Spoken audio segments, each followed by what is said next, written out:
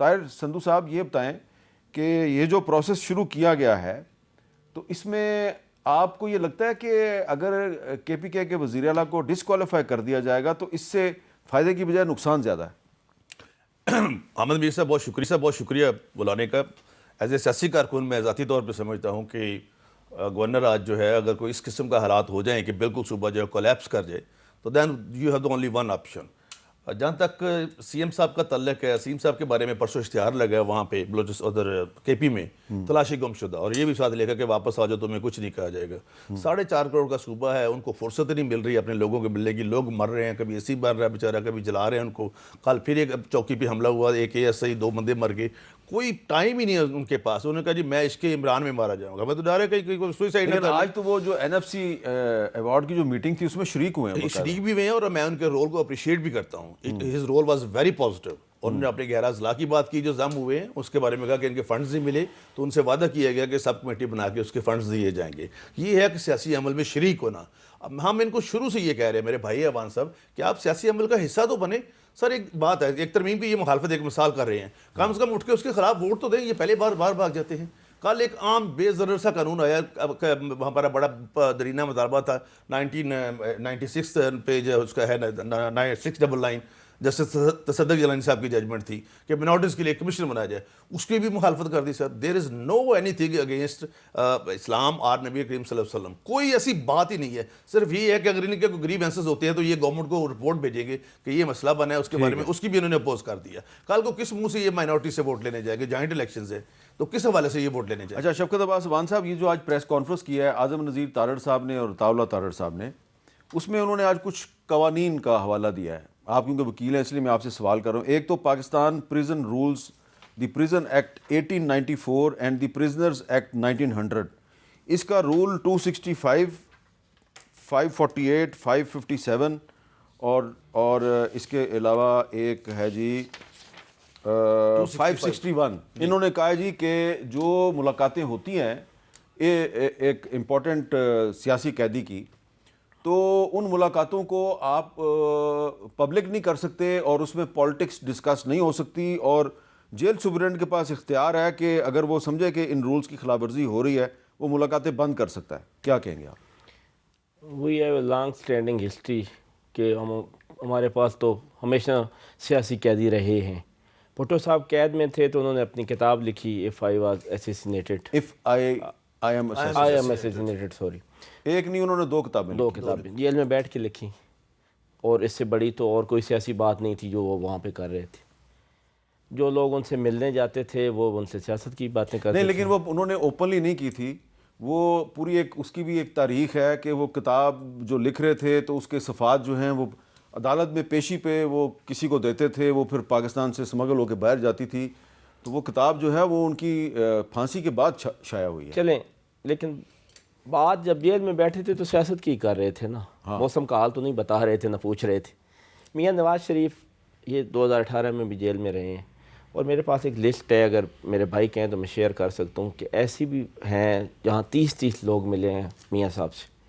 اس میں صحافی بھی تھے، اس میں سیاستدان بھی تھے، اور اس میں ان کے دیگر رفقائے کار بھی تھے، اور انہوں نے بیٹھ کے وہاں پہ پولیٹکس ہی ڈسکس. لیکن ایک چیز بڑی کامن ہے جی کہ اس وقت آپ کی حکومت تھی، مجھے اس وقت بھی ملاقات نہیں کرنے دی جاتی تھی، مجھے آج بھی ملاقات نہیں کرنے دی جاتی. دیکھیں آپ کا کیس تو بالکل ڈیفرنٹ ہے.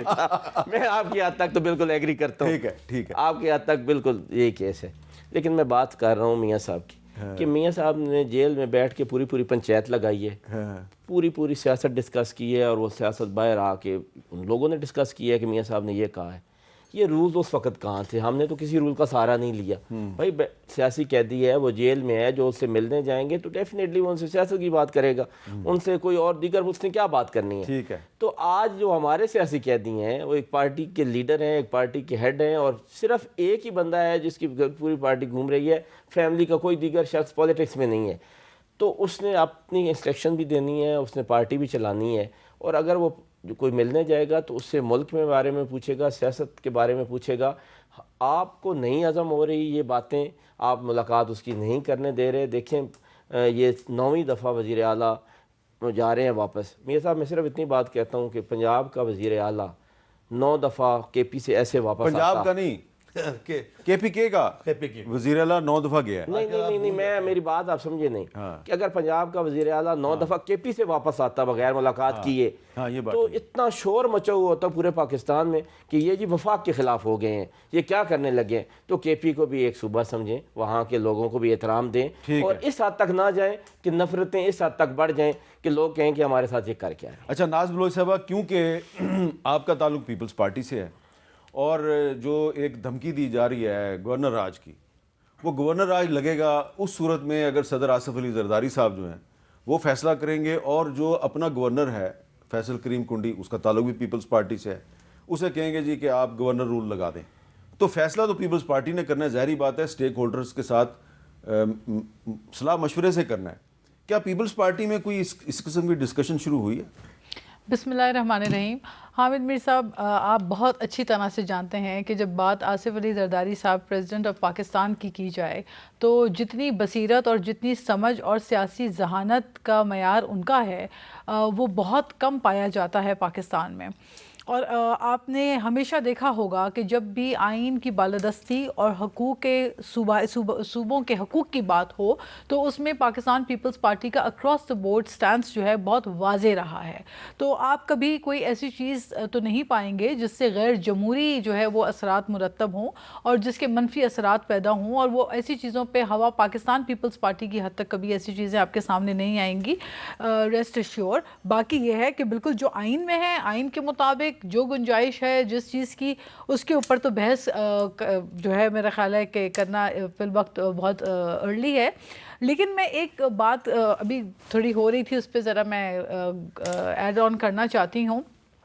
یہاں بات ہو رہی ہے بانی PTI کی, تو دیکھیں حامد میر صاحب, مسئلہ ان کا یہ ہے کہ ان کو تو اپنے ہی لوگوں پہ اعتبار نہیں ہے, وہ اپنوں کو ہی غدار کہہ رہے ہیں. ان کی جو وہ تو کہہ رہے ہیں, ان کے پورے جو ٹویٹ آئی ہے جو امریکہ سے ایکس پہ امریکہ سے بیٹھ کر ان کے بیانات جو ہے وہ جاری کیے جاتے ہیں, وہ جو NDU میں گئے تھے. جی اب دیکھیں نا, وہ دیکھیں اب اپنے ہی لوگوں پہ آپ سوالیہ نشان اٹھا رہے ہیں بے اعتباری کا اور غداری کا. تو کل یہ کسی اور کو غدار کہتے تھے, آج یہ کسی اور کو, اپنوں کو غدار کہہ رہے ہیں. ان کا تو یہ کہنا ہے کہ کالی بھیڑیں ان کی اپنی صفوں میں موجود ہیں, ان کے اپنے ہی لوگ ان کو باہر نکلتا نہیں دیکھ سکتے. تو اگر یہ معاملات ہیں, جو کہ بہت کافی لمبا چوڑا بیان میں نے خود پڑھا ہے اور کافی لوگوں نے پڑھا ہوگا, یہ میرے الفاظ نہیں ہیں, تو میرا خیال ہے کہ جو بے اعتمادی کا جو عنصر ہے, یہ ابھی بات ہو رہی تھی شہید ذوالفقار علی بھٹو کی, تو شہید ذوالفقار علی بھٹو کے جو ورکر اور جو کارکنان تھے, جو لیڈران تھے, وہ دم دبا کے بھاگے نہیں تھے, کوڑے کھائے تھے. اور سولیٹری کنفائنمنٹ وہ تھی جو شہید محترمہ بینظیر بھٹو نے برداشت کی. تو جب ڈیڈیکیشن اور کمٹمنٹ کی بات ہوتی ہے تو آپ کو اپنے عہدیداروں پہ اور پارلیمنٹ میں بیٹھے ہوئے لوگوں پہ آپ کو بھروسہ نہیں ہے. NDU کرنے پہ آپ سوالات اٹھا رہے ہیں, NDU ہم نے بھی کیا ہے. NDU جب آپ کرنے جاتے ہیں تو وہاں پہ آپ موجود, آپ بھی تھے میرے خیال ہے, جس سال میں نے NDU کیا تھا اس میں کویسچن آنسرز ہوتے ہیں, سوال جواب ہوتے ہیں, ایک فورم ہوتا ہے, ایک لرننگ ایٹماسفیئر ہوتا ہے. مجھے صرف سوال جواب کرنے کے لیے بلایا تھا, کورس کرنے کے لیے نہیں بلایا. نہیں, لیکن اس میں سوال جواب ہوتے ہیں, اور میرا خیال ہے کہ ایک لرننگ ہوتی ہے, ایک گرومنگ ہوتی ہے, اس کے اندر سویلینس آ کے بہت کچھ سمجھاتے ہیں اور اپنا تجربہ بتاتے ہیں, شیئر کرتے ہیں. تو آئی تھنک اس کے اوپر اتنی نفرت انگیز, اور وہی 9 مئی والا جو بیانیہ ہے, جو نیریٹو ہے, وہ خوفناک نیریٹو کے آپ اثرات ابھی آپ ایکس پہ ان کا بیان کھول لیں, شروعات اور ابتدا ہی اسی چیز سے ہوگی. تو میرا خیال ہے کہ ملک اس چیز کا متحمل نہیں ہے. اگر یہ جو نفرت انگیزی اور جو شرانگیزی کی تصادم کی سیاست ہے, اگر اس بیانیہ کو پیچھے کریں اور آگے بڑھ کے ایک سٹیپ بات کریں, تو میرا خیال ہے گنجائش بہت ہے بات کرنے کی. اور بہت جو آپ نے بات کی کہ اپنے لوگوں پہ اعتماد نہیں ہے,